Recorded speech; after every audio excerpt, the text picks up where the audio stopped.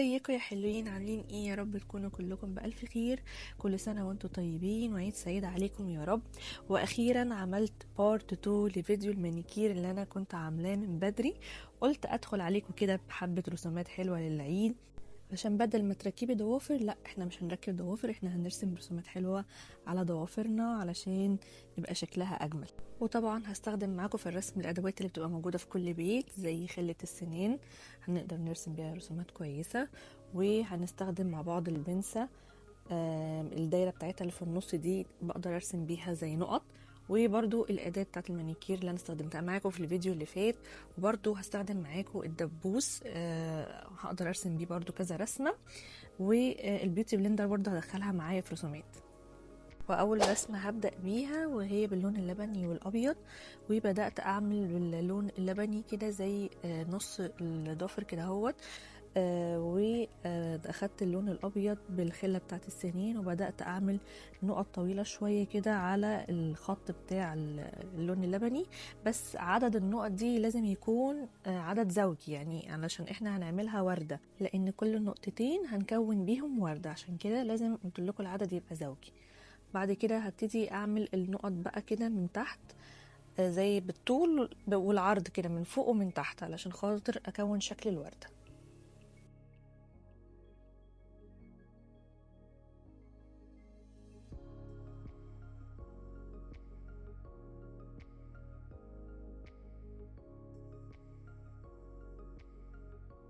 ده بقى الشكل النهائي. لو انت عايزه تكتفي بشكل الرسم كده، هي كده شكلها جميل. انا بقى حبيت اجود من عندي ورحت قلت احط نقطه سودا كده في النص، بحيث ان انا ادي منظر جمالي اكتر او ابرز شكل الورده اكتر.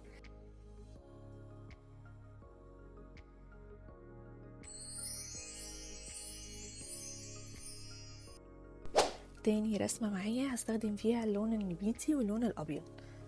هعمل برضو بالورب كده هوت نص او ربع الضفر بالورب كده بالابيض، والجنب التاني زيه بالظبط، واتقل اللون الابيض عشان يبقى واضح معايا. عملتها زي شكل 7 كده. بعد كده هاخد اللون النبيتي، حطيت منه نقطة على ورقة وجبت البنسة بتاعتي واخدت من الورقة كده، باخد من النقطة اللي انا حطها على الورقة واعمل شكل قلب. شكل قلب ده كنت عاملاه معاكم الفيديو اللي فات، بحط نقطتين جنب بعض وبحاول اوصلهم ببعض.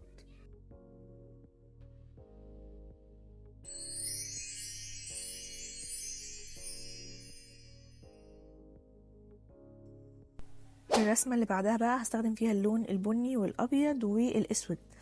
انا حطيت الابيض على كامل الضفر وسبته لحد ما ينشف، وبعد كده اخدت البني وبدات اعمل زي نقط بلخبطه كده على الضفر بشكل عشوائي، بحيث ان هي تبقى مش متساويه. يعني انا بعمل نقط مش متساويه عشان هنرسم شكل التايجر. بعد كده جبت اللون الاسود، حطيت منه برضو نقطة على ورقة وبدأت بالخلة امسك كده هو حبة حبة واعمل زي خطوط حوالين اللون البني علشان تديني شكل رسمة التايجر.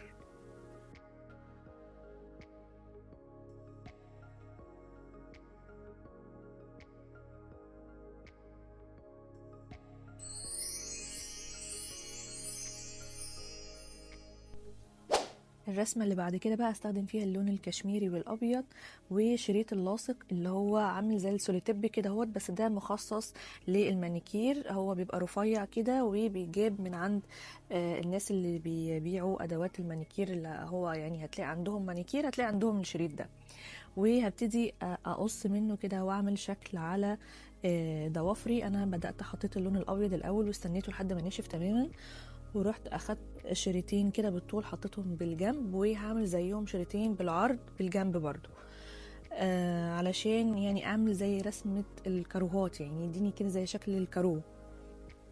بعد ما قصيتهم بقى ده شكل، هو اصلا شكلهم كده حلو. لو قصينا الاطراف وسيبنا الشريط اللاصق ده هيبقى شكله جميل، بس عيبه ان هو مش بيلزق، لزقه مش قوي، يعني بيفك بسرعه. فانا بستخدمه ان انا زي اسيب بيه مساحات او ابين بيه لون تاني من تحت اللون الاولاني زي ما انتوا هتشوفوا كده.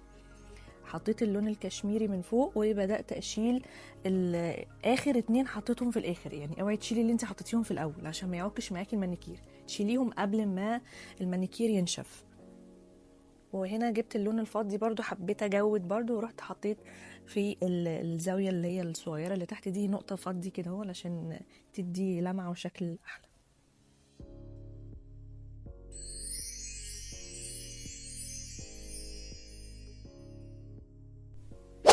الرسمة اللي معايا بعد كده هستخدم فيها اللون اللبني والاسود. انا كنت حاطة اللون اللي مع اللبني دوت على اساس ان كنت هستخدمه معاه، بس انا حسيت ان الاسود مع اللون اللبني هيبقى شكله اشيك. وفردت المناكير كله على ضوافري كده اهوت. قلت اعمل لكم صباعين كده عشان اوريكم التريك اللي انا شفتها قبل كده وعجبتني وقلت اجربها. بعد ما حطيت المانيكير سبته ينشف، وبعد كده جبت البيوتي بلندر بتاعتي وحطيتها في الكلينج فيلم بتاع اللي احنا بنلف بيه الاطباق والاكل، الحاجات اللي عندنا في التلاجة، و قفلت عليها كويس كده اهوت، وبدات احط باللون الاسود كده على البيوتي بلندر.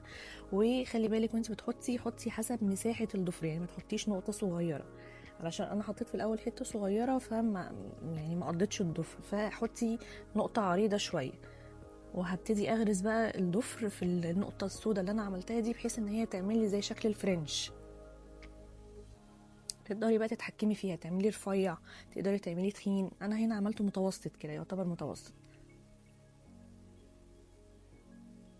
قلت اجرب معاكم في الصباعين علشان نشوف شكلهم هيبقوا عاملين ازاي مع بعض، والتريك اللي انا شفتها دي يعتبر نجحت، يعني عجبتني.